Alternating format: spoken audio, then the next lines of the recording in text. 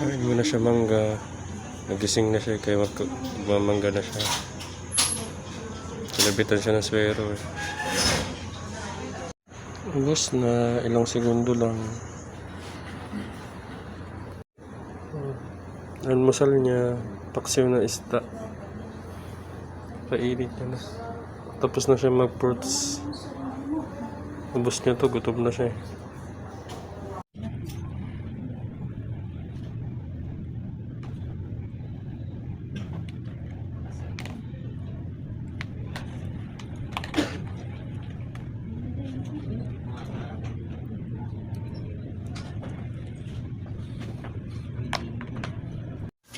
Dito na yung kuya niya.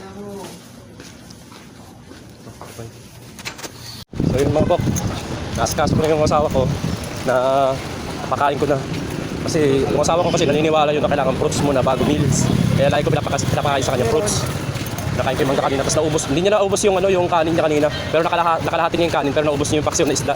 Na-sure lang kung anong isda yun, parang matambaka eh. Paborito niya rin. Tapos nag-message yung kuya niya na nasa baba niya na. Kaya binihisan ko lang din, tapos nilinisan. Naayos ang konti yung mga gamit niya, tapos binaba ko na yung kuya niya. Kaya ngayon, nandun na yung kuya niya, sa loob kuya niya magpapantay. Kasi kailangan ko umiryan.